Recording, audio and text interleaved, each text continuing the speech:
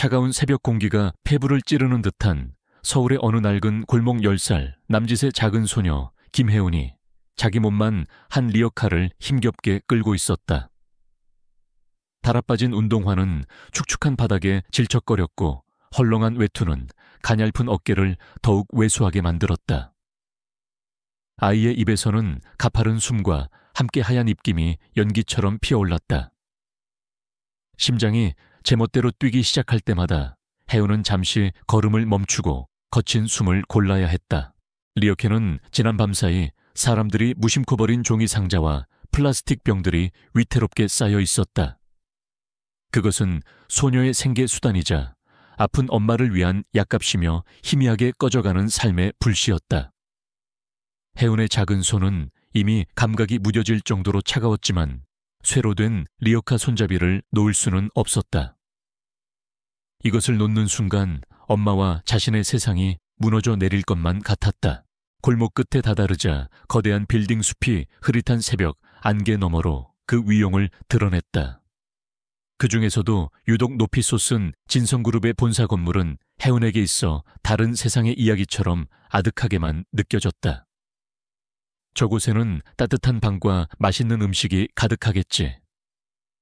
아이는 잠시 부러움 섞인 눈으로 그곳을 바라보다가 이내 고개를 저으며 다시 리어케에 힘을 주었다. 뜬구름 잡는 상상보다 당장 오늘 주어야 할 폐지의 무게가 더 현실적이었다. 몇 시간 동안 좁은 골목들을 샅샅이 뒤진 끝에 리어카는 겨우 채워졌다. 혜우는 익숙하게 고물상으로 발걸음을 옮겼다.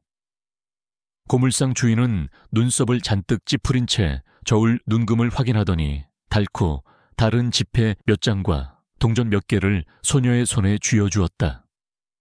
요즘 폐지값도 똥값이야. 이거라도 받으려면 부지런히 움직여야 할 게다. 무심한 주인의 말에 혜우는 그저 고개를 숙여 인사하고 돌아설 뿐이었다. 그 돈을 쥐고 가장 먼저 향한 곳은 약국이었다. 자신의 심장약과 엄마의 신경안정제를 사는 날이었다. 약사는 혜운을 보고 안쓰러운 표정을 지었지만 약값은 단 한 푼도 깎아주지 않았다. 혜운은 떨리는 손으로 약봉투를 받아들고 품 안에 소중히 넣었다. 이 얇은 종이봉투가 오늘 밤 자신과 엄마를 지켜줄 유일한 방패였다. 집으로 돌아오는 길은 유독 더 길고 힘들게 느껴졌다. 반지하로 내려가는 눅눅한 계단을 밟을 때마다 혜운의 무릎이 시큰거렸다. 낡은 철문을 열자 곰팡이 냄새와 오래된 먼지 냄새가 코를 찔렀다. 방 안은 한낮임에도 불구하고 어두컴컴했고 작은 창문으로 들어오는 햇살 한 줌이 유일한 빛이었다. 그 희미한 빛 아래 엄마 이수진이 멍하니 벽을 보고 앉아 있었다. 엄마, 저 왔어요. 혜운이 조심스럽게 부르자 수진은 천천히 고개를 돌렸다. 그녀의 눈동자는 초점이 없었고 마치 다른 시공간을 헤매는 사람 같았다. 어머, 아가씨는 누구신데 우리 집에 와 계세요. 혹시 우리 민준 씨 소식이라도 가져오셨나요? 수진은 혜운을 알아보지 못하고 낯선 사람을 대하듯 물었다. 그녀의 기억은 10년 전 사랑하는 남편을 잃어버린 그날에 멈춰 있었다. 혜운은 이런 상황에 익숙했다. 아이는 슬픔을 애써 감추고 밝게 웃으며 엄마에게 다가갔다. 엄마, 저 혜운이에요. 엄마 딸, 배고프시죠? 제가 맛있는 거 해드릴게요. 혜운은 엄마의 차가운 손을 잡고 부드럽게 주물렀다. 그제야 수진의 눈에 희미한 온기가 돌았다. 혜운이, 그래, 우리 예쁜 딸 혜운이구나. 밖이 춥지는 않았니? 혜운은 괜찮다고 고개를 저으며 부엌이라고 부르기도 민망한 작은 공간으로 향했다. 쌀통에는 쌀이 얼마 남지 않았다. 어제 얻어온 시든 배추와 남은 밥으로 멀건죽을 끓이기 시작했다. 죽이 끓는 동안 혜운은 엄마 옆에 앉아 오늘 있었던 일들을 조곤조곤 이야기해 주었다. 물론 힘들고 서러웠던 일은 모두 빼고 친절한 할머니가 사탕을 주셨다는 식의 작은 거짓말을 섞어서였다. 수진은 딸의 이야기를 듣는 둥 마는 둥 하다가 갑자기 품속에서 낡은 로켓 목걸이를 꺼내 만지작거렸다. 민준 씨가 이걸 줬어. 곧 돌아온다고 했단 말이야. 당신은 꼭 돌아올 거야, 그렇지? 그녀는 허공에 대고 속삭였다. 혜우는 그 목걸이를 볼 때마다 가슴 한쪽이 아려왔다. 한 번도 본 적 없는 아빠의 유일한 흔적이자 엄마를 과거에 묶어두는 슬픈 족쇄였다. 식사를 마친 후 혜우는 엄마에게 약을 챙겨드렸다. 약을 먹은 수지는 금세 몽롱한 상태로 잠이 들었다. 혜우는 얇은 이불을 엄마의 목까지 꼼꼼하게 덮어주고 나서야 자신의 약을 입에 털어 넣었다. 물 한 모금과 함께 삼킨 작은 알약이 오늘 하루도 무사히 넘기게 해주기를 간절히 바랐다. 약을 먹고 나자 온몸에 힘이 빠지는 것 같았다. 혜우는 엄마의 잠든 얼굴을 가만히 내려다보았다. 잠이 들었을 때의 엄마는 고통도 슬픔도 없는 평온한 모습이었다. 한때는 누구보다 아름답고 총명했을 엄마가 어쩌다 이렇게 망가져 버렸을까? 혜우는 그 이유를 알지 못했다. 그저 자신이 엄마를 지켜야 한다는 본능적인 책임감만이 아이의 작은 어깨를 무겁게 짓누르고 있었다. 밤이 깊어지자 차가운 외풍이 낡은 창문 틈으로 스며들어왔다. 혜우는 엄마 곁에 바싹 붙어 누워 서로의 천에 의지했다. 아이는 잠들기 전 항상 기도를 했다. 제발 우리 엄마 기억이 돌아오게 해주세요. 제발 제 심장이 더 이상 아프지 않게 해주세요. 그리고 내일은 오늘보다 폐지를 조금만 더 많이 줍게 해주세요. 소박하지만 간절한 기도였다. 고요한 방 안에는 두 사람의 희미한 숨소리만이 가득했다. 혜우는 엄마의 숨소리를 자장가 삼아 천천히 눈을 감았다. 하지만 그 순간 갑자기 가슴을 쥐어짜는 듯한 극심한 통증이 몰려왔다. 혜우는 저도 모르게 신음을 터뜨리며 가슴을 움켜쥐었다. 숨을 쉴 수가 없었다.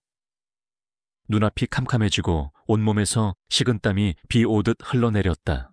심장이 마치 몸 밖으로 튀어나올 것처럼 미친 듯이 날뛰었다. 평소에 겪던 가벼운 통증과는 차원이 다른 고통이었다.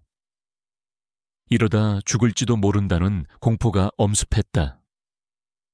엄마가 깰까봐 소리조차 지를 수 없었다. 혜우는 고통 속에서 필사적으로 숨을 참으며 몸을 웅크렸다. 의식이 점점 희미해져 갔다. 어둠 속으로 빨려 들어가는 마지막 순간, 아이의 머릿속에는 단 하나의 생각만이 맴돌았다. 내가 죽으면 우리 엄마는 어떡하지? 서울의 심장부 강남의 스카이라인을 압도하는 진성그룹 본사 최상층. 바닥부터 천장까지 이어진 통유리창 너머로 도시의 정형이 장난감처럼 펼쳐져 있었다. 이곳의 공기는 아래 세상과는 다른 밀도를 가진 듯 차갑고 고요했으며 오직 권력의 무게만이 감돌았다. 이 공간의 주인이자 진성그룹에 살아있는 신화 강유라 회장이 주재하는 임원회의는 숨막히는 긴장감 속에서 진행되고 있었다. 강 회장은 60 후반의 나이에도 불구하고 꼿꼿한 자세와 흐트러짐 없는 모습으로 좌중을 압도했다. 그녀의 날카로운 눈빛이 회의 자료 위를 훑을 때마다 건너편에 앉은 임원들은 마른 침을 삼켰다. 신사업 부문 실적이 기대에 미치지 못하는군요. 김 전무 변명 대신 대책을 보고하세요. 제게 필요한 건 넋두리가 아니라 결과입니다. 얼음장같이 차가운 그녀의 목소리에 김 전무의 얼굴이 하얗게 질렸다. 그때 회의 테이블 한쪽 끝에 앉아있던 젊은 남자가 부드럽지만 자신감 있는 목소리로 입을 열었다. 회장님, 제가 맡은 해외 마케팅 부문에서는 전 분기 대비 10%의 성장을 이뤄냈습니다. 특히 동남아 시장 공략이 성공적이었습니다. 강 회장의 조카이자 그룹의 실세로 떠오르는 강태민 전무였다. 그는 세련된 외모와 뛰어난 능력으로 그룹 내에서 입지를 굳혀가고 있었다. 강 회장은 태민의 보고를 들으며 짧게 고개를 끄덕였다. 수고했어. 하지만 만족하기는 이르다. 정상을 지키는 것은 정상을 차지하는 것보다 몇 배는 더 어려운 법이지. 칭찬인 듯하면서도 경계를 늦추지 말라는 의미가 담긴 말이었다. 태민은 미소를 지으며 고개를 숙였지만 그의 눈빛에는 순간적으로 야망의 불꽃이 스쳐 지나갔다. 그는 이 철옹성 같은 여인의 인정을 받아내고 진성의 다음 주인이 될 날을 꿈꾸고 있었다. 회의가 끝나고 임원들이 썰물처럼 빠져나간 뒤에도 강 회장은 한동안 자리를 지켰다. 방금 전까지 그룹 전체를 호령하던 카리스마 넘치는 총수의 모습은 온데간데 없고 깊은 피로와 고독에 잠긴 한 여인의 얼굴만이 남아있었다.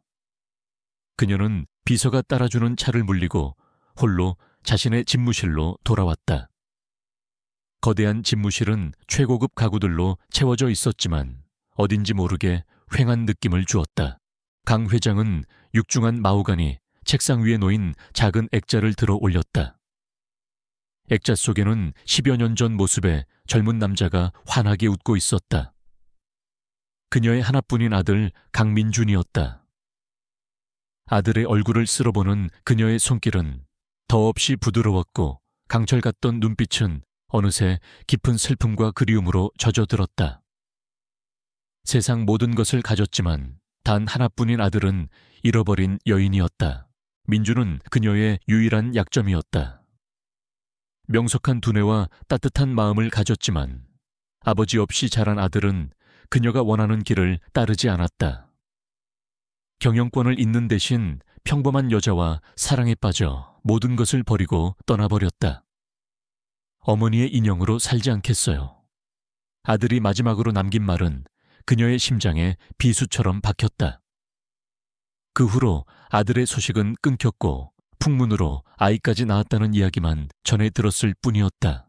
그녀는 아들을 내쫓은 그날의 결정을 매일같이 후회했다. 그룹을 지키기 위한 최선이라고 스스로를 위로했지만 밤마다 아들의 얼굴이 꿈에 나타나 그녀를 괴롭혔다. 혹독한 재계의 전쟁터에서 살아남기 위해 강해져야만 했고 그 과정에서 가장 소중한 것을 놓쳐버린 것은 아닐까. 그녀는 텅 빈 집무실에서 홀로 아들의 이름을 나직이 불렀다. 그 이름은 그녀가 세상에 드러낼 수 없는 가장 깊은 상처였다. 한편 자신의 사무실로 돌아온 강태민은 방금 전에 만족스러운 표정을 지우고 차갑게 굳은 얼굴로 전화를 걸었다. 나다. 새로 들어온 소식 있나? 수화기 너머에서 조심스러운 목소리가 들려왔다. 아직 별다른 건 없습니다.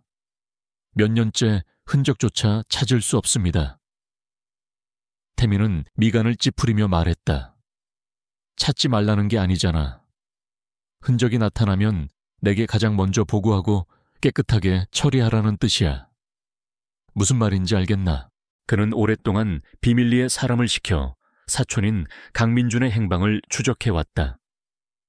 하지만 그의 목적은 그들을 찾는 것이 아니라 그들이 영원히 나타나지 못하게 만드는 것이었다. 만약 민준이나 그의 자식이 살아 돌아온다면 자신이 공들여 쌓아온 모든 것이 물거품이 될 수 있었다. 그는 강유라 회장의 인정을 받는 조카가 아니라 진성그룹의 유일한 후계자가 되기를 원했다. 그 야망을 위해서라면 무슨 짓이든 할 수 있었다. 태민은 전화를 끊고 의자에 깊숙이 몸을 묻었다. 그는 자신의 고모가 아직도 아들을 잊지 못하고 있다는 것을 잘 알고 있었다. 그 연민과 미련이 언젠가 자신의 발목을 잡을지도 모른다는 불안감이 그를 잠식했다. 그는 반드시 그들보다 먼저 움직여야 했다. 진성의 왕좌는 오직 자신만이 앉을 자격이 있다고 굳게 믿었다. 그의 눈에 비친 서울의 야경은 마치 정복해야 할 거대한 왕국처럼 보였다. 같은 시각 강유라 회장은 창가에 서서 아득히 펼쳐진 도시를 내려다보고 있었다. 그녀의 시선은 화려한 강남의 불빛을 지나 강 건너편에 희미하고 소박한 불빛들이 모여 있는 곳에 머물렀다. 저 수많은 불빛 아래 내 아들과 손주가 살아가고 있을까? 제대로 먹고는 있을까? 아프지는 않을까? 상상만으로도 가슴이 미어지는 것 같았다. 그녀는 조용히 인터폰을 들어 자신의 곁을 수십 년간 지켜온 최 비서를 호출했다. 최 비서, 그동안 중단했던 민준이 찾는 일을 다시 시작해야겠네. 이번에는 아무도 모르게 자네가 직접 믿을 만한 사람들을 움직여주게. 공식적인 라인은 태민이가 모두 쥐고 있으니 다른 경로를 이용해야 해. 그녀의 목소리는 낮고 단호했다. 더 이상 후회 속에만 잠겨 있을 수는 없었다. 살아생전에 반드시 아들과 단 한 번도 얼굴을 보지 못한 핏줄을 찾아야만 했다. 그것이 그녀에게 남은 마지막 과업이었다. 지난밤의 고통은 거짓말처럼 사라졌지만 그 여파는 혜운의 온몸에 납처럼 무겁게 남아있었다. 아이는 새벽녘에 간신히 눈을 떴다. 욱신거리는 가슴을 애써 무시하며 몸을 일으켰다. 옆에서 새근새근 잠든 엄마의 얼굴과 텅 비어가는 약병이 아이를 다시 세상 밖으로 내몰았다. 쉬고 싶다는 생각은 사치였다.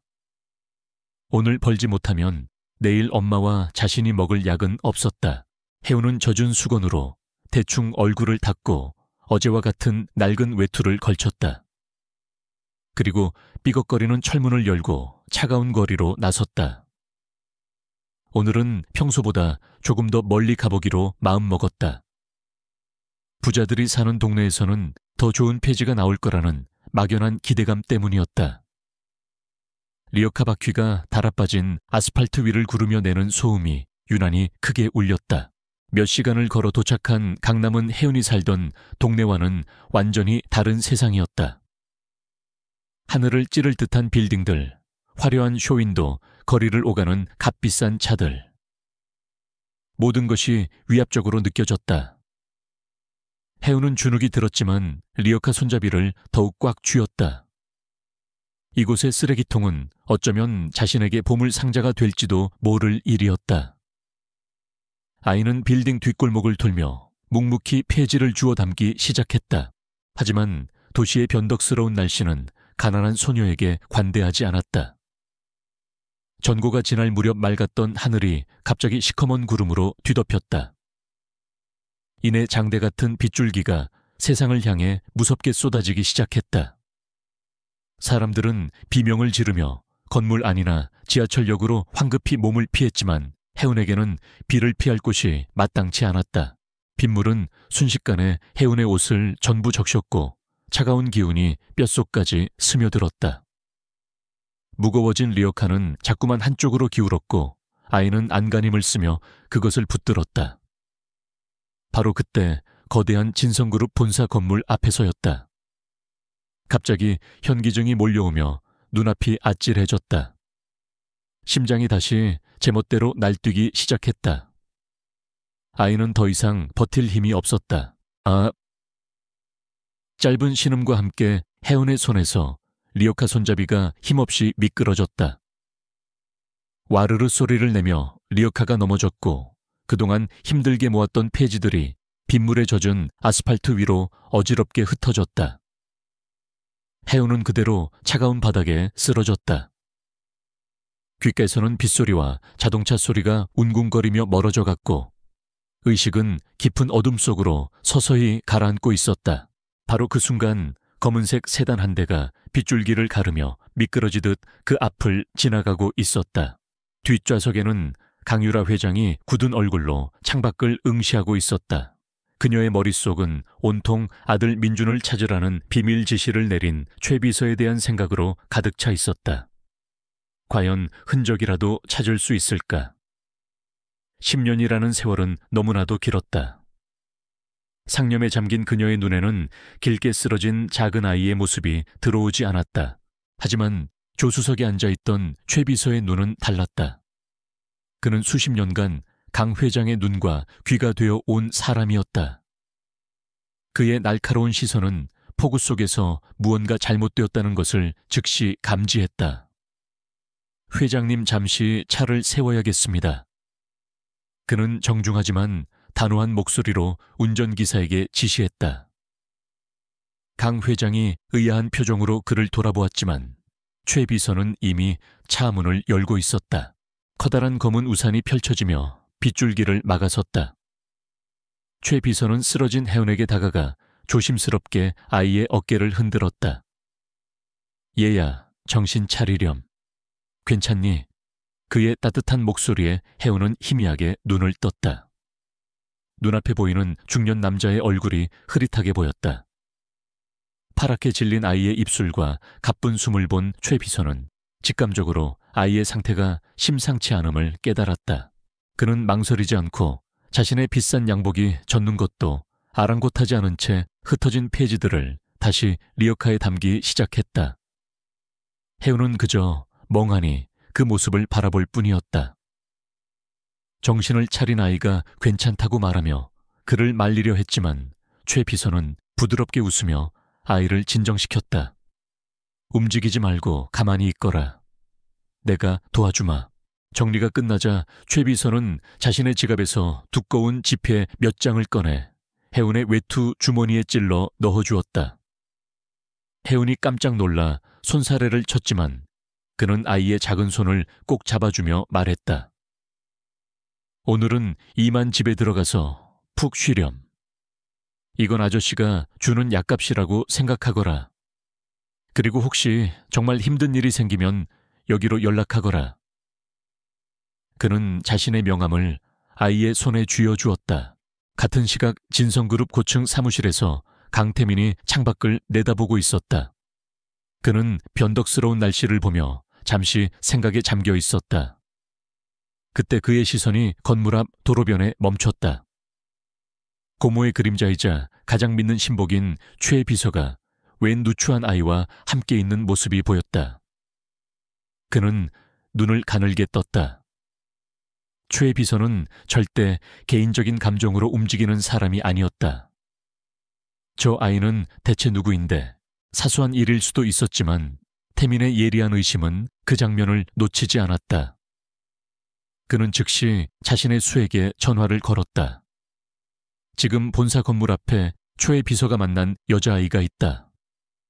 누군지 어디 사는지 전부 알아내서 보고해. 아주 사소한 것 하나까지도 놓치지 마. 그의 목소리에는 차가운 경계심이 가득했다.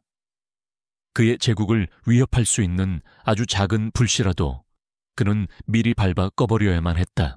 비에 흠뻑 젖은 혜은은 손에 쥐어진 돈과 명함을 번갈아 내려다보며 망연자실 서 있었다.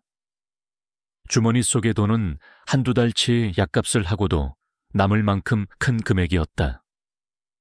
검은색 세단은 이미 빗속으로 사라진 뒤였다. 명함에는 진성그룹 회장 비서실장 최민호라는 글자가 선명하게 적혀 있었다. 혜은에게는 그저 어려운 단어의 나열일 뿐이었지만 그 종이 한 장이 자신의 운명을 통째로 뒤흔들게 되리라는 것은 상상조차 하지 못했다. 아이는 다시 한번 리어카 손잡이를 잡고 집을 향해 힘겨운 발걸음을 옮겼다. 최 비서가 쥐어준 돈은 가뭄의 단비와도 같았다. 혜은은 그날 저녁 태어나서 처음으로 자신의 의지로 따뜻한 쌀밥과 고깃국을 사서 엄마에게 대접했다. 엄마 이수진은 무슨 좋은 일이 있냐며 아이처럼 웃었고 혜은은 그저 좋은 아저씨를 만났다고만 둘러댔다. 며칠 동안 두 모녀의 작은 반지하 방에는 오랜만에 온기가 감돌았다. 제때 약을 먹고 영양가 있는 음식을 섭취하자 수진의 상태는 눈에 띄게 안정되어 보였다. 그러던 어느 화창한 오후였다. 작은 창문으로 스며든 햇살이 방 안의 먼지를 황금빛으로 물들이고 있었다. 혜은이 엄마의 머리를 빗겨주고 있을 때 수진이 갑자기 딸의 손을 잡으며 맑은 눈으로 그녀를 바라보았다. 혜은아, 너무나도 또렷한 목소리였다. 혜은은 깜짝 놀라 엄마를 쳐다보았다. 엄마가 자신을 혜은이라고 제대로 불러준 것이 얼마만인지 기억조차 나지 않았다. 수진은 희미하게 미소 지으며 품속에서 낡은 로켓 목걸이를 꺼냈다. 혜은아, 이게 네 아빠가 엄마한테 준 마지막 선물이란다. 아주 소중한 거야. 그녀는 천천히 목걸이를 열었다. 안에는 빛바랜 사진 한 장이 들어있었다. 젊고 아름다운 엄마와 한 번도 본 적 없지만 어딘지 모르게 자신과 닮은 듯한 다정한 인상의 아빠가 함께 웃고 있었다. 혜우는 저도 모르게 사진 속으로 빨려 들어갔다. 내 아빠 이름은 강민준이야.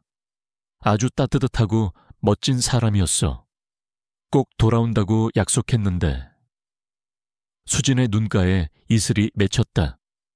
그녀는 목걸이 뒷면을 혜운에게 보여주었다. 그곳에는 작지만 정교한 문양이 새겨져 있었다. 별 모양과 알파벳 J가 서로를 감싸고 있는 듯한 독특한 문양이었다. 아빠가 이걸 진성의 별이라고 불렀어. 우리 가족을 지켜주는 상징이라고. 언젠가 이 별이 우리를 다시 만나게 해줄 거라고 했어. 혜우는 숨을 죽인 채 엄마의 말을 들었다. 처음으로 듣는 아빠의 이름, 아빠의 이야기였다. 가슴 벅찬 감정과 슬픔이 동시에 밀려왔다. 하지만 그 순간은 너무나도 짧았다. 엄마의 눈빛은 다시 초점을 잃고 허공을 향했다. 민준 씨, 어디 있어요? 춥단 말이에요. 그녀는 다시 과거의 시간 속으로 표류해 들어갔다. 혜우는 방금 전의 기적이 신기루처럼 사라진 것 같아 가슴이 미어졌다. 희망은 절망의 또 다른 이름이었을까. 며칠 뒤 집주인이 굳은 얼굴로 찾아와 통보했다. 이 동네가 곧 재개발에 들어갈 거라 월세를 올려야겠어. 보증금도 더 내든지 아니면 다음 달까지 방을 빼든지 알아서 해. 집주인이 요구한 금액은 혜운이 가지고 있던 돈으로는 턱없이 부족했다. 초에 비서가 주었던 돈은 생명을 잠시 연장해 주었을 뿐 현실의 거대한 벽을 넘기에는 역부족이었다. 그날 밤 혜우는 한숨도 자지 못했다. 엄마의 잠든 얼굴을 보며 눈물을 삼켰다. 이 방마저 없어진다면 아픈 엄마를 데리고 어디로 가야 한단 말인가. 거리로 낳는다는 것은 상상만으로도 끔찍했다. 아이의 머릿속은 온통 절망적인 생각으로 가득 찼다. 그때 엄마가 잠결에 떨어뜨린 로켓 목걸이가 희미한 달빛에 반짝이는 것이 보였다. 진성의 별이라는 엄마의 말이 귓가에 맴돌았다. 혜우는 조심스럽게 목걸이를 집어들었다. 아빠의 유일한 흔적이자 엄마의 보물. 이것만큼은 절대로 건드리고 싶지 않았다. 하지만 지금 혜운에게는 다른 선택지가 없었다. 이걸 팔면, 아니, 잠시 맡기면 보증금 정도는 마련할 수 있지 않을까. 나중에 돈을 많이 벌어서 꼭 다시 찾아오면 될 거야. 아이는 스스로를 필사적으로 합리화하며 고통스러운 결정을 내렸다. 다음 날 아침 혜우는 잠든 엄마의 머리맡에 목걸이를 돌려주려는 듯 망설이다가 이내 눈을 질끈 감고 그것을 자신의 주머니 깊숙이 넣었다. 그리고 무거운 발걸음을 옮겨 집을 나섰다. 아이는 재개발 소문이 파다한 이웃 동네의 낡은 시장으로 향했다. 그곳에는 오래된 전당포가 하나 있었다. 대성 전당포라고 적힌 낡은 간판 아래 혜우는 잠시 숨을 고르고 녹슨 철문을 밀고 안으로 들어갔다. 그 작은 발걸음이 자신의 운명을 거대한 톱니바퀴 속으로 밀어넣는 순간이라는 것을 아이는 알지 못했다. 대성 전당포의 내부는 시간의 흐름이 멈춘 듯한 공간이었다.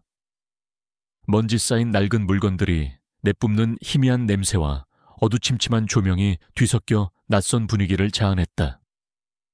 가게 주인인 박노인은 돋보기 안경 너머로 작은 소녀를 빤히 쳐다보았다. 뭘 맡기러 왔니, 꼬마야? 그의 목소리는 거칠었지만 눈빛은 날카롭게 아이를 훑고 있었다.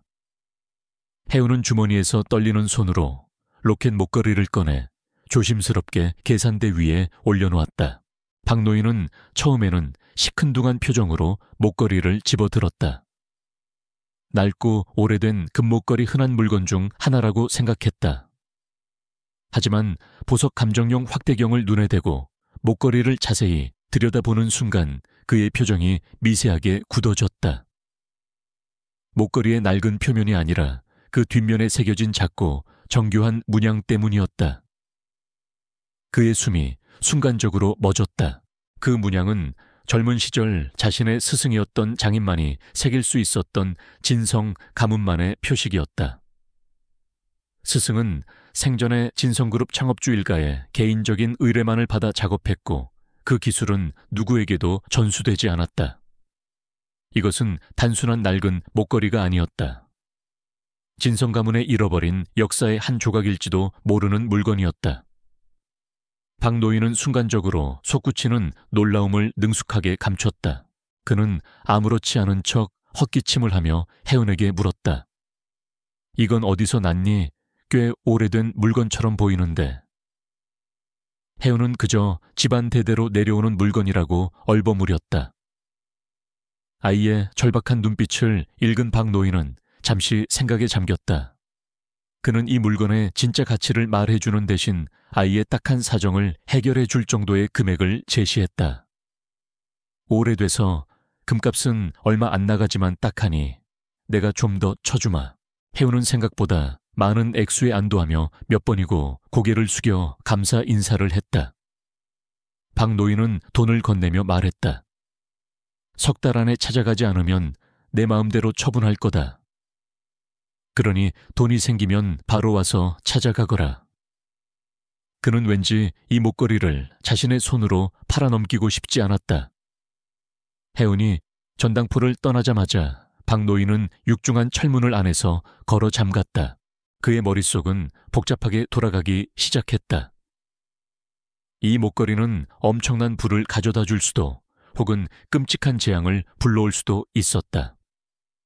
어설프게 움직였다가는 거대한 그룹의 분쟁에 휘말려 목숨을 잃을 수도 있었다. 고민 끝에 그는 가장 안전하면서도 확실한 방법을 선택하기로 했다. 그는 낡은 명함첩을 뒤져 수십 년간 간직해온 명함 한 장을 찾아냈다.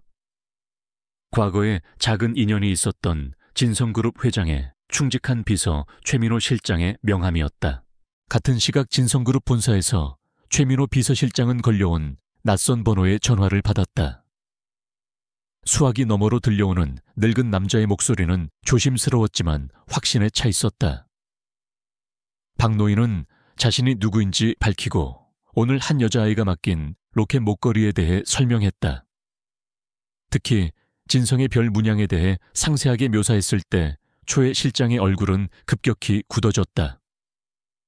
며칠 전 빗속에서 만났던 바로 그 아이였다. 그 아이의 인상착의를 자세히 말씀해 주시겠습니까? 초의 실장의 목소리가 낮게 가라앉았다. 박 노인의 설명은 그가 기억하는 혜은의 모습과 정확히 일치했다. 초의 실장은 박 노인에게 목걸이 사진을 찍어 즉시 자신에게 보내달라고 요청하고 이 일에 대해 누구에게도 발설하지 말 것을 신신당부했다. 전화를 끊은 그는 심장이 거세게 뛰는 것을 느꼈다. 10년 넘게 찾아 헤맸던 실마리가 전혀 예상치 못한 곳에서 나타난 것이었다. 그는 곧장 강유라 회장의 집무실로 향했다. 강 회장은 지친 기색으로 서류를 보고 있었다. 최 실장은 태블릿 PC를 꺼내 방금 전송받은 목걸이 사진을 그녀 앞에 조용히 내밀었다. 회장님 어쩌면 찾은 것 같습니다. 그의 말에 강 회장은 무심코 화면을 들여다보았다. 그리고 그 순간 그녀의 시간이 멈췄다. 화면 가득 확대된 진성의 별 문양이 선명하게 보였다. 아들 민준이 새로운 가정을 꾸리면 그 상징으로 삼겠다며 직접 디자인했던 바로 그 문양이었다. 수십 년간 단 한 번도 남 앞에서 눈물을 보인 적 없던 강철의 여인 강유라의 눈가가 붉게 물들었다. 그녀의 손이 가늘게 떨렸다. 이걸 어디서 찾았나? 그녀의 목소리는 갈라져 있었다. 최 실장은 전당포에서 있었던 일과 며칠 전 자신이 빗속에서 만났던 소녀에 대해 차분히 보고했다. 모든 조각들이 하나의 그림처럼 맞춰지고 있었다. 슬픔은 이내 차가운 분노와 결단력으로 바뀌었다. 최 비서, 당장 그 아이를 찾아. 무슨 수를 써서라도 아주 조용히 찾아야 하네. 태민이는 이 사실을 한 글자도 알아서는 안 돼. 그 아이가 정말 내 손녀라면 위험해질 수도 있어. 그녀는 자신의 조카가 후계자 자리를 위해 무슨 짓을 할지 누구보다 잘 알고 있었다. 그녀의 눈빛은 다시 진성그룹의 총수다운 냉철함을 되찾았다. 잃어버린 핏줄을 찾기 위한 비밀 작전이 시작되는 순간이었다. 한편 강태민은 자신의 수하로부터 보고를 받고 있었다. 죄송합니다, 전무님. 며칠 전 그 아이 사는 동네가 워낙 복잡해서 놓쳤습니다. 갑자기 돈이 생겼는지 며칠째 보이지 않습니다. 태민은 불쾌한 듯 미간을 찌푸렸다. 단순한 동정심으로 최 비서가 그런 큰 돈을 줬을 리 없다. 무언가 자신이 모르는 일이 벌어지고 있다는 불길한 예감이 그의 등골을 서늘하게 했다. 그는 수에게 소리쳤다. 무슨 수를 써서라도 다시 찾아내. 그 계집애와 그 어미에 대한 모든 것을 알아내란 말이다. 강태민의 인내심은 바닥을 드러내고 있었다. 그는 자신의 사무실에서 초조하게 서성이다가 마침내 수하로부터 기다리던 보고를 받았다. 찾았습니다, 전무님. 반지하 월세방에 어미와 함께 살고 있습니다. 태민의 입가에 차가운 미소가 번졌다. 그는 담배에 불을 붙여 깊게 한 모금 빨아들인 후 냉정한 목소리로 명령을 내렸다. 아직 죽이지는 마. 그냥 겁만 줘. 초의 비서와 무슨 연관이 있는지 가진 게 뭔지 알아내. 그리고 다시는 서울 땅에 발붙일 생각 못하게 만들어. 그의 명령이 떨어진 지 1시간도 차에 되지 않아 혜운이 사는 조용한 동네에 검은 그림자가 드리워졌다. 건장한 남자 2명이 혜운의 집 낡은 철문을 거칠게 열어젖혔다. 혼자 방 안에 있던 이수진은 갑작스러운 침입에 비명을 질렀다. 그녀의 눈에 비친 남자들은 마치 저승사자처럼 보였다. 그들은 다짜고짜 방 안에 살림살이를 닥치는 대로 부수고 뒤지기 시작했다. 낡은 서랍장이 넘어지고 그릇 깨지는 소리가 요란하게 울렸다. 영감님이랑 만난 꼬마 계집애 어디 갔어? 그 영감한테 받은 거 뭐든 내놔. 한 남자가 수진의 어깨를 거칠게 잡아 흔들며 윽박질렀다. 하지만 수진은 극심한 공포에 질려 아무 말도 하지 못하고 몸을 떨 뿐이었다. 그녀의 정신은 이미 현실과 과거의 경계를 넘나들고 있었다. 민준 씨, 저 사람들 무서워요. 그녀는 허공을 향해 남편의 이름만 애타게 불렀다. 남자들은 알아들을 수 없는 소리만 반복하는 수진을 보며 더욱 난폭해졌다. 한편 엄마에게 줄 따뜻한 붕어빵을 사들고 집으로 향하던 혜우는 자신의 골목 어귀에서 들려오는 소란스러운 소리와 엄마의 희미한 비명소리를 들었다. 아이의 심장이 쿵 하고 바닥으로 떨어졌다. 손에 들고 있던 붕어빵 봉지가 힘없이 바닥으로 떨어졌다. 혜우는 담벼락 뒤에 몸을 숨기고 조심스럽게 집 안을 엿보았다. 낯선 남자들이 집을 엉망으로 만들고 엄마를 위협하는 끔찍한 광경이 눈에 들어왔다. 머릿속이 하얘졌지만 이대로 있을 수만은 없었다. 혜우는 본능적으로 주위를 살폈다. 옆집 담벼락에 기대어 세워져 있던 빈 유리병 더미가 눈에 들어왔다. 아이는 망설이지 않았다. 있는 힘껏 돌멩이를 집어들어 유리병 더미를 향해 던졌다. 요란한 소리를 내며 유리병들이 깨지자 집 안에 있던 남자 중 한 명이 욕설을 내뱉으며 밖으로 뛰쳐나왔다. 바로 그 순간이었다. 혜우는 찰나의 기회를 놓치지 않고 집 안으로 뛰어 들어갔다. 그리고 공포에 질려 웅크리고 있는 엄마의 팔을 잡아 끌었다. 엄마 정신 차려요. 빨리 나만 따라와요. 아이의 절박한 외침에 수진은 잠시 제정신이 돌아온 듯 딸의 손을 굳게 잡았다. 혜우는 엄마를 데리고 자신이 아는 유일한 비상구 삐걱거리는 작은 뒷창문을 통해 필사적으로 몸을 빼냈다. 저기 있다. 저 계집애 잡아. 혜운과 수진의 모습을 발견한 남자들이 소리치며 뒤를 쫓기 시작했다. 그때부터 서울의 가장 어두운 뒷골목에서 벌어지는 필사적인 추격전이 시작되었다. 혜우는 이 동네의 지리에 누구보다 밝았다. 아이는 비틀거리는 엄마를 이끌고 미로처럼 얽힌 좁은 골목길 사이를 미꾸라지처럼 빠져나갔다. 뒤에서는 성인 남자들의 거친 숨소리와 욕설이 계속해서 들려왔다. 같은 시각초에 비서의 지시를 받은 팀원들이 사회복지사로 위장한 채 동네에 도착했다. 그들은 탐문 조사를 통해 혜운의 집을 거의 다 찾아가고 있었다. 그러다 동네가 갑자기 소란스러워지고 두 남자가 여자와 아이를 쫓는 모습을 멀리서 목격하게 되었다. 실장님, 다른 세력이 먼저 움직인 것 같습니다. 지금 추격이 벌어지고 있습니다. 팀장의 긴급한 보고에 근처에서 대기하던 최 비서의 얼굴이 굳어졌다. 절대 놓치지 말게. 그리고 아이의 안전을 최우선으로 확보해. 혜우는 숨이 턱까지 차올랐다. 심장이 터질 것처럼 아파왔지만 멈출 수가 없었다. 엄마를 지켜야 한다는 생각 하나만이 아이를 움직이게 했다. 한참을 달려 겨우 남자들을 따돌렸다고 생각한 순간 혜우는 자신이 막다른 골목으로 들어왔다는 것을 깨달았다. 등 뒤에는 차가운 벽돌담이 앞에는 어둠이 가로막고 있었다. 더 이상 도망칠 곳이 없었다. 수지는 이미 지쳐 주저앉아 울고 있었다. 바로 그때 골목 입구에 두 남자의 거대한 실루엣이 나타났다. 그들은 천천히 그리고 잔인한 미소를 지으며 다가왔다. 이제 도망갈 곳은 없단다, 꼬마야. 순순히 따라오는 게 좋을 거야.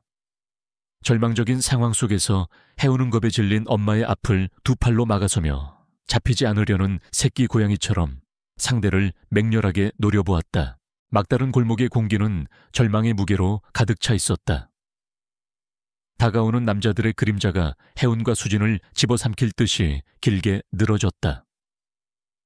해운은 등 뒤에 엄마를 보호하려 필사적으로 팔을 벌렸지만 10살 소녀의 작은 저항은 거대한 폭력 앞에서 무력해 보였다. 이제 그만 포기하시지, 꼬마 아가씨. 한 남자가 비웃으며 해운의 팔을 잡으려는 순간이었다. 어디선가 바람이 스치는 소리가 났다. 순식간이었다. 어둠 속에서 나타난 검은 정장 차림의 남자들이 소리 없이 강태민의 수하들을 제압했다. 그들의 움직임은 군더더기 없이 강렬하고 전문적이었다. 거리의 불량배들과는 차원이 다른 움직임에 위협적이던 두 남자는 비명 한 번 제대로 지르지 못하고 차가운 바닥에 쓰러졌다. 모든 것이 눈 깜짝할 사이에 일어난 일이었다. 해우는 어리둥절한 채 눈앞의 상황을 바라보았다. 그때 그림자 속에서 낯익은 얼굴이 걸어 나왔다. 며칠 전 빗속에서 자신을 도와주었던 친절한 아저씨 최민호 비서실장이었다. 그는 걱정스러운 얼굴로 해운에게 다가와 따뜻하게 말했다. 해운 양, 이제 괜찮습니다. 더 이상 무서워하지 않아도 됩니다. 그의 차분한 목소리는 놀란 아이의 마음을 조금이나마 진정시켜 주었다. 바로 그때 골목 입구에 소리 없이 멈춰선 검은색 리무진에서 한 사람이 내렸다. 주변의 어둠과 누추한 풍경을 단숨에 압도하는 범접할 수 없는 기운을 가진 여인이었다. 진성그룹의 회장 강유라였다. 그녀는 한치의 흐트러짐 없는 모습으로, 그러나 어딘지 모르게 위태로운 걸음으로 골목 안쪽을 향해 걸어왔다. 최 비서의 팀원들이 그녀의 길을 열며 주변을 완벽하게 통제했다. 강 회장의 시선은 오직 한 곳 겁에 질린 엄마를 지키려는 듯 버티고 서 있는 작은 소녀에게 고정되어 있었다. 10년 넘게 사진으로만 그려왔던 손녀의 모습이었다. 너무나도 작고 연약하고 가난에 찌든 모습. 강 회장은 가슴이 미어지는 듯한 고통을 느꼈다. 저 아이가 자신의 핏줄이란 말인가? 저런 비참한 곳에서 이런 위협을 받으며 살아왔단 말인가? 그녀의 시선이 해운의 목에 걸린 목걸이에 닿았다. 추격전 중에 겉으로 드러난 것인지 아들 민준이 주었다던 진성의 별이 희미한 불빛 아래서도 선명하게 보였다.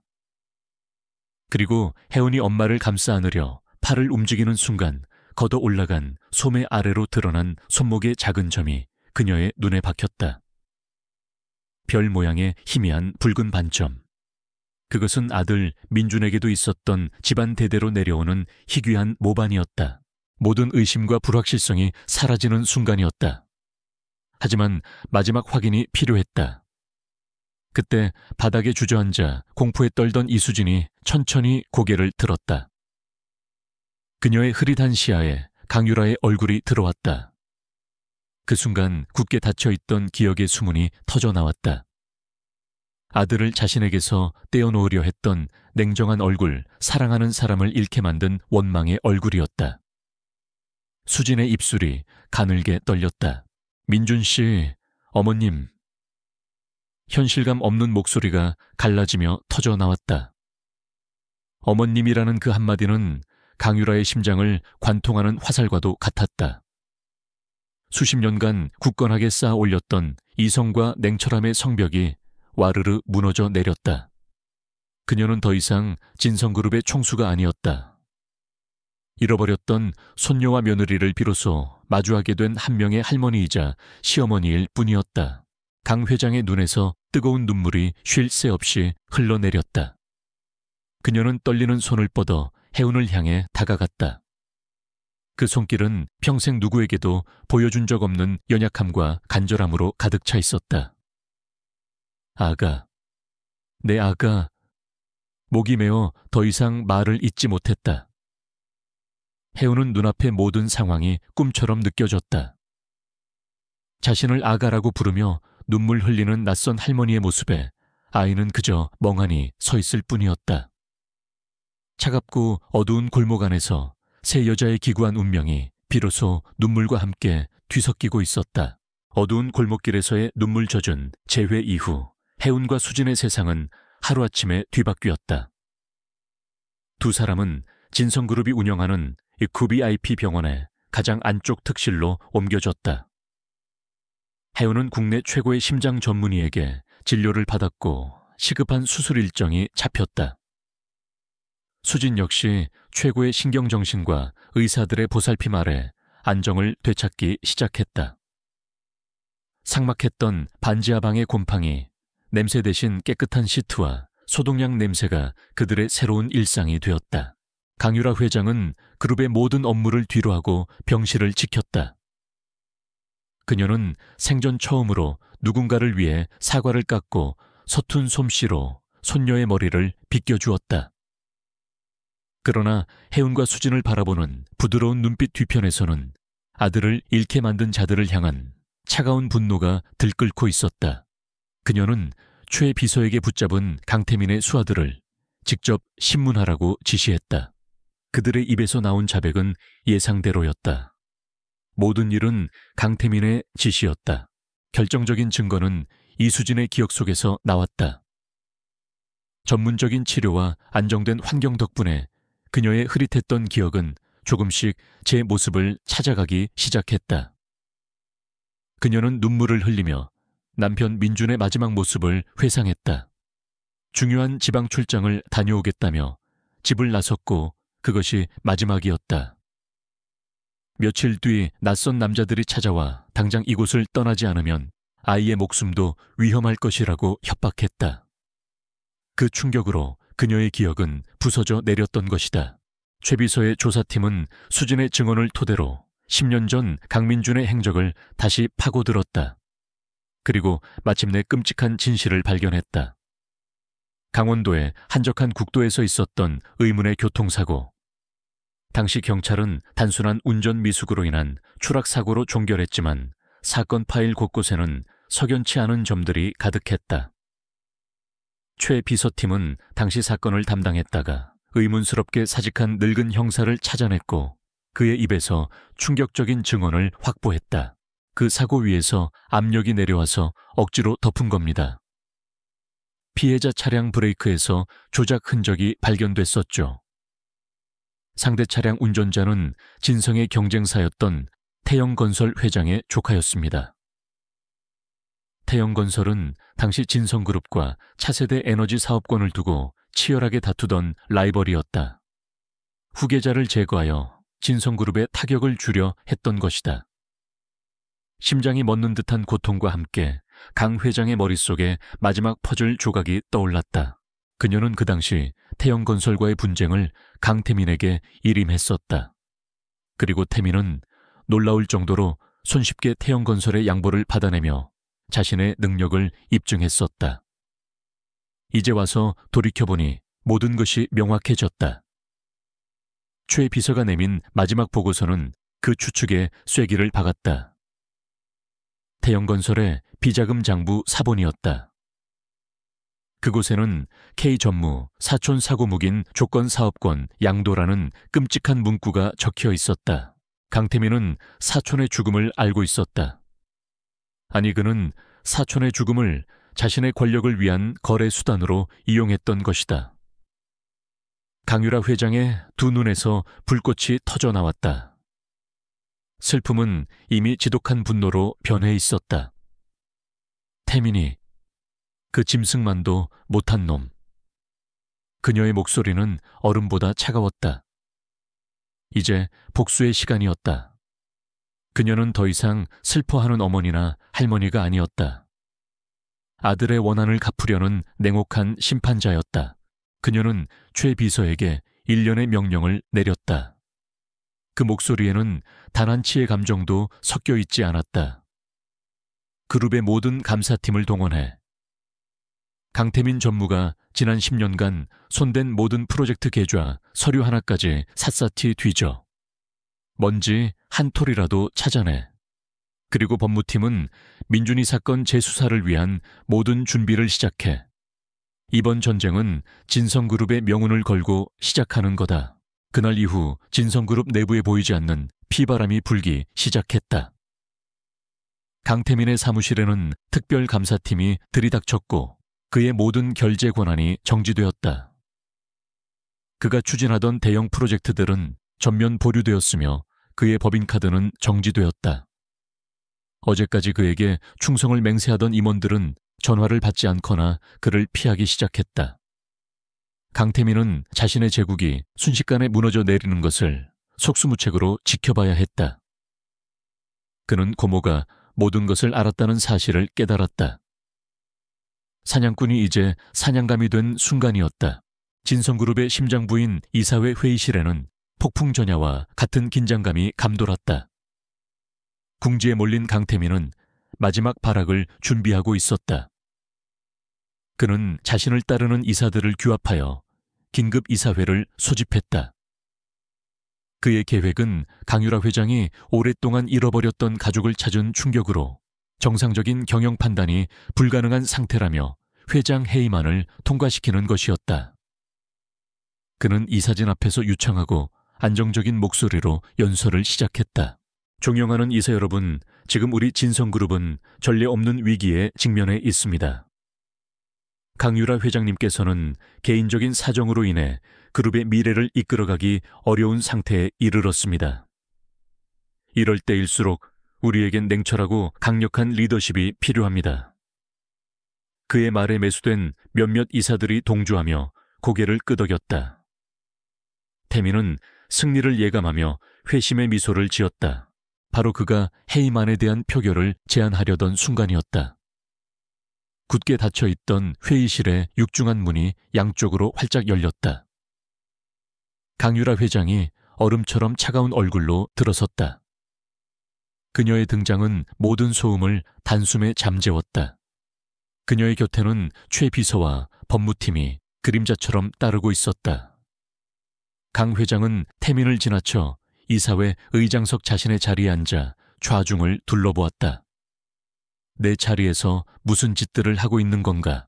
태민이 당황하며 무언가 변명하려 했지만 강 회장은 그에게 눈길조차 주지 않았다. 그녀는 최 비서에게 턱짓을 했다.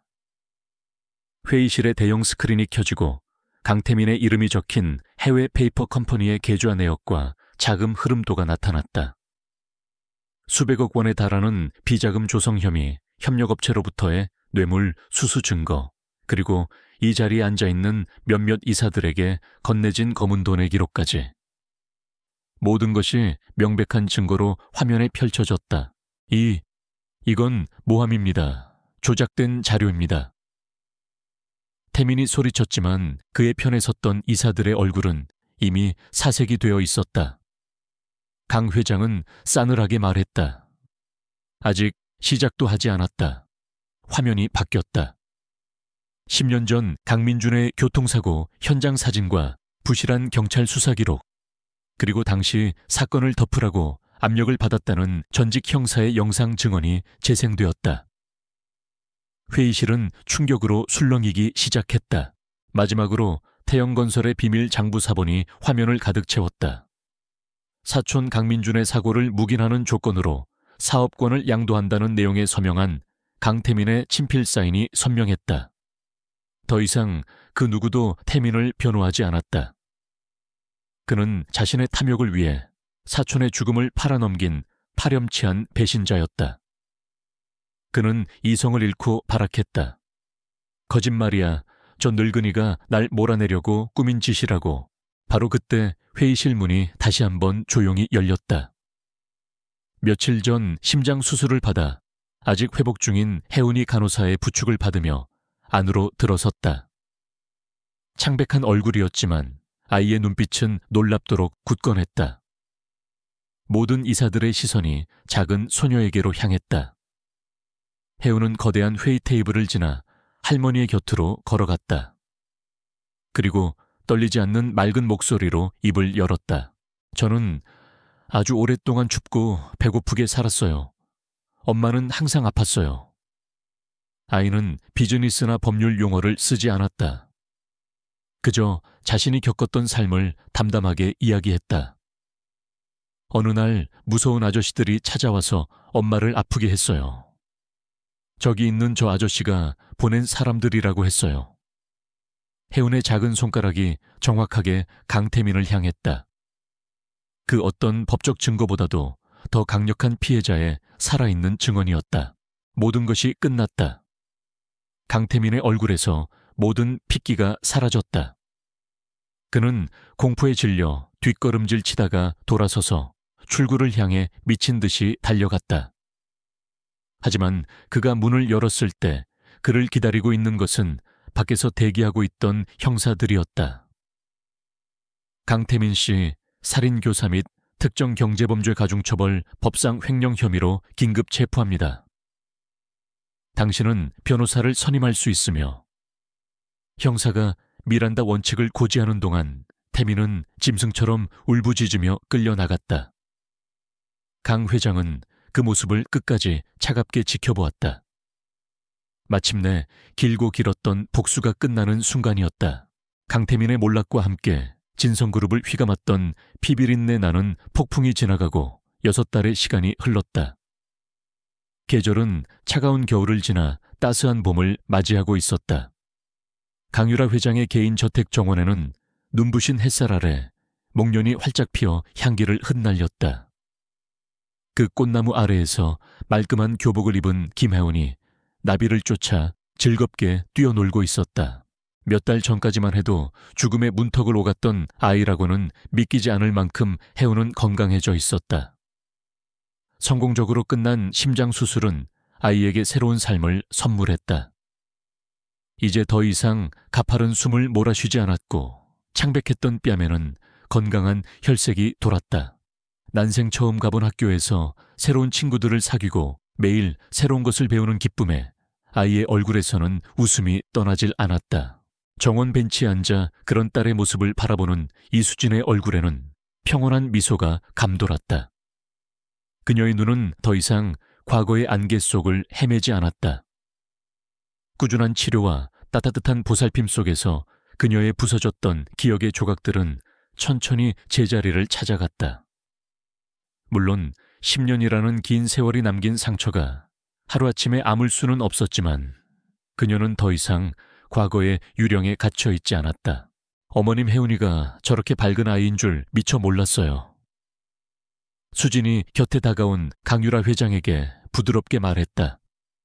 이제 그녀는 강 회장을 어머님이라고 자연스럽게 불렀다.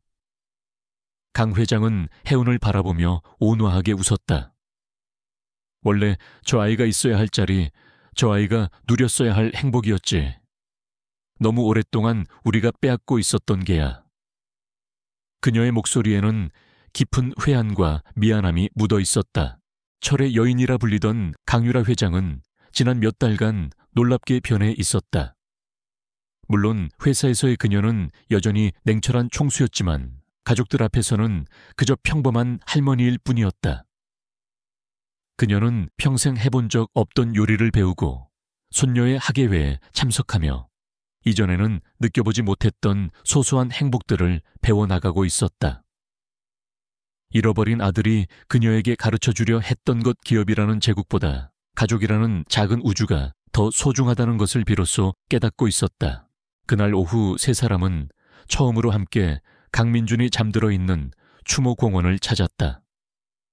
잘 가꿔진 무덤 앞에는 민준이 가장 좋아했던 하얀색 칼라꽃이 놓여 있었다. 수지는 남편의 사진을 어루만지며 속삭였다. 민준 씨, 나 왔어요. 그리고 우리 혜운이도 함께 왔어요. 이제 걱정하지 마세요. 당신 딸 제가 그리고 어머님께서 잘 지킬게요. 그녀의 눈에서는 눈물이 흘렀지만 그건 더 이상 슬픔의 눈물이 아니었다. 혜운은 아빠의 얼굴이 낯설었지만 사진 속에 따뜻한 눈빛이 자신을 향해 있는 것만 같았다. 아빠, 저 혜운이에요. 할머니랑 엄마 잘 모실게요. 하늘에서 지켜봐 주세요. 작은 아이의 기특한 인사에 강 회장은 애써 눈물을 참았다. 그녀는 아들의 묘비 앞에 섰다. 아들아, 이 어미가 너무 늦었다. 미안하다. 네가 남기고 간 소중한 보물들, 이제 내가 목숨 걸고 지키마. 부디 그곳에서는 편히 쉬거라. 집으로 돌아오는 차 안에서 강 회장은 새로운 계획에 대해 이야기했다. 아들이 남긴 로켓 목걸이의 문양에서 이름을 딴 진성의 별 재단을 설립했다는 소식이었다. 재단은 혜운이처럼 아프고 가난한 환경에 놓인 아이들에게 의료비와 교육비를 지원하는 일을 할 것이었다.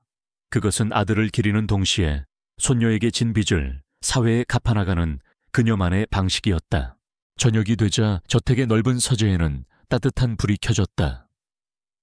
혜운은 커다란 책상에 앉아 숙제를 하고 있었고 수지는 그런 딸의 곁에서 다정하게 모르는 문제를 가르쳐 주었다. 강유라 회장은 조금 떨어진 소파에 앉아 두 사람의 모습을 평화롭게 바라보았다. 과거의 상처는 아직 희미하게 남아 있었지만 그 상처 위로 새로운 행복과 사랑이 굳건하게 자라나고 있었다. 길고 어두웠던 밤이 지나고 진성과 새 여인에게 마침내 새로운 시작을 알리는 따스한 여명이 밝아오고 있었다.